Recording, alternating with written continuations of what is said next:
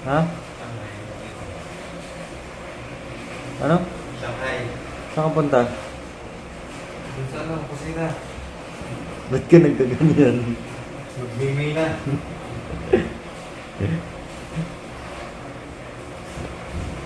Meron tayong ano Yan, brand out.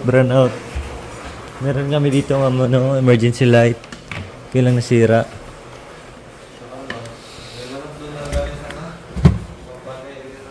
Try mo yan Rain, go away. Tira na.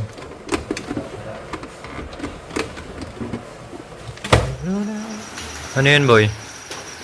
Shanghai. Mukhang masarap yung amoy Uy, sarap niya na. Shanghai Wala mabiling ulam eh. Yan, so yun po galing po kami sa labas. So, hindi po nakabili na ulam. Kaya buti na lang po gumawa si Ate Cha ng Shanghai. Kaya niprito na lang po ni Kuya Jacoy. At ito naman po, Baguio, signal number 4 po dito sa amin.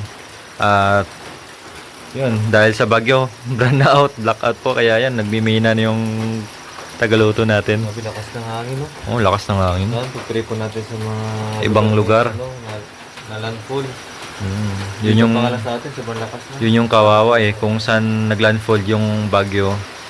Yun yung kawawa talaga. Kaya sana umiwas na yung bagyo. Huwag dito sa bansa natin kaya mahirap na ngayong buhay. Dadaan pa yung bagyo. Hindi pa nga naka-recover yung ibang probinsya o ibang lugar dahil nasalanta ng bagyong Christine o bagyong bagyo dyan. So ngayon may bagyo na naman kaya wag talagang kalimutan mag-pray lang na mag-pray. Diyan si Lord para sa atin. So yan, luto tayo ng ulam para may hapunan. Shanghai, itlog kaya prito tayo ng itlog. Ayun, may itlog naman dyan Anong mas masarap? Kamatis o sibuyas? Lagay. Sibuyas na lang. Yan. Luto tayo ng luto tayo ng itlog. Ito.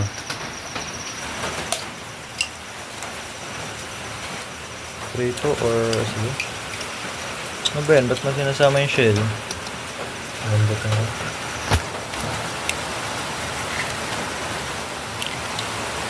Ano tayong tuyo, no? Wala. Ang sarang na. Ha? Lambot na rin. Plastic.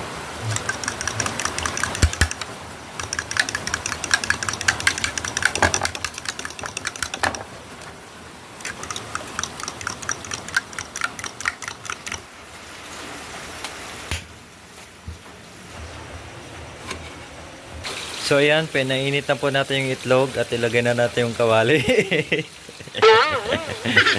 Baliktad yung utak. Ito na po yung mantika para mabango.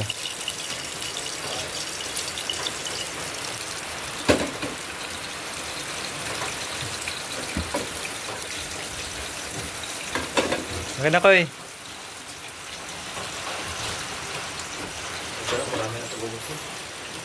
Sige. So yan, pag nagluluto si Kuya Jacoy ng piniritong itlog, gusto niya yung kamatis. Ako naman, gusto ko yung sibuyas. So, total, na-miss ko na rin yung kamatis, kaya kamatis na lang. So, nakikita mo ito kayo? Pantay. Yan. Katulad yan sa binigyan natin sa mga Opo. Team Panday. Yan, ganyan po yung binigyan natin sa Team Panday kasi napaka lakas po. Tsaka easy to carry. Ano yan pwede adjust yun. Malakasan ka na. Yan, malakasan. Kasi na-adjust mo. Yan. Saka yung flashlight na to, pwede ito nila gawing lalagyan ng battery. Okay, mainit na. Lagay mo na.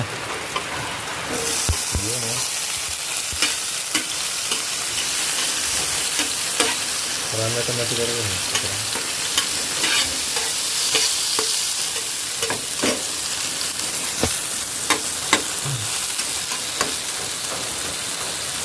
Yan. Ginigisa na yung kamatis.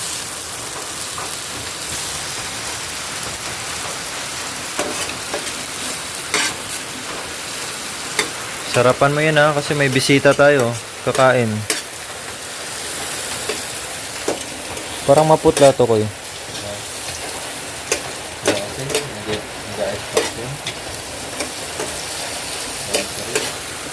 No.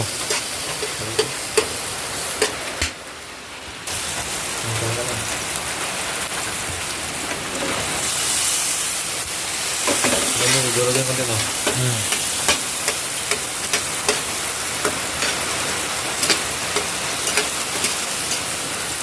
Diba natin yun? Diyan ako mo. Ang tawag dito ay kinamatisang itlog.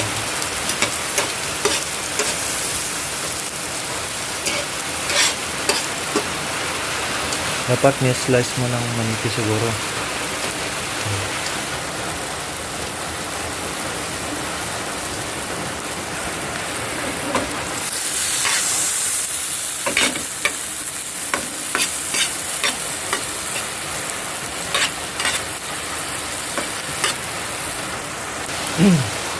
Lagay mo na yung ano. Ito. Ayan, pwede na po siguro yan. Lagyan na natin itong binatil natin na itlog.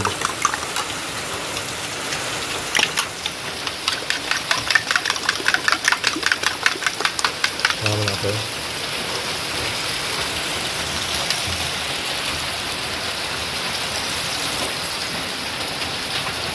Ayan, ha.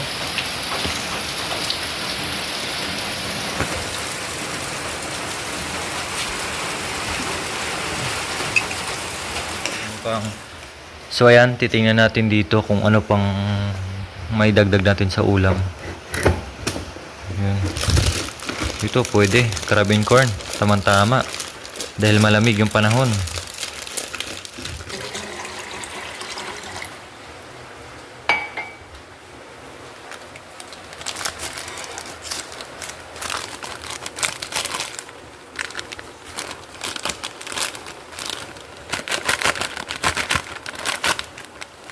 Ayan, halo-haloin lang po natin para hindi mamuo.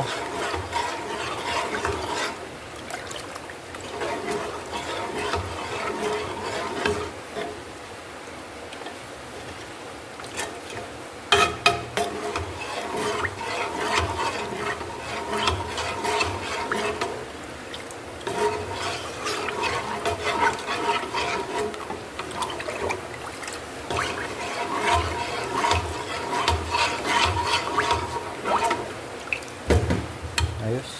Yan, so yan guys, nakasalang na po yung ating crab and corn. Pwede rin po lagyan ng boiled egg. So, total nagprito na tayo. So, ang gagawin na lang natin ay magbattle tayo ng 3 siguro. Tapos, i-mix, ihalo na lang po natin. Yan. Mga 5 minutes po ay okay na ito. Luto na po. Halo-haloin lang po natin para hindi mamuo yung powder niya.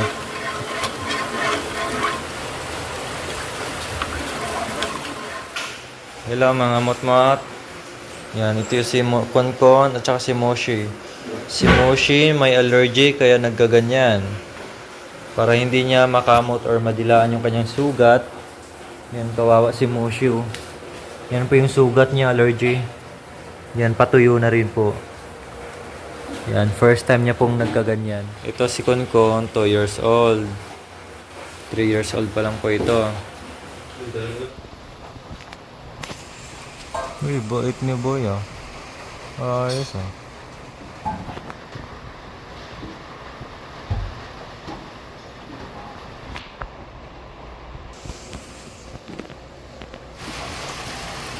Lagyan mo yung egg tray. So ayan po, medyo malapot na ng konti kaya ilagay na natin yung binatil natin na itlog.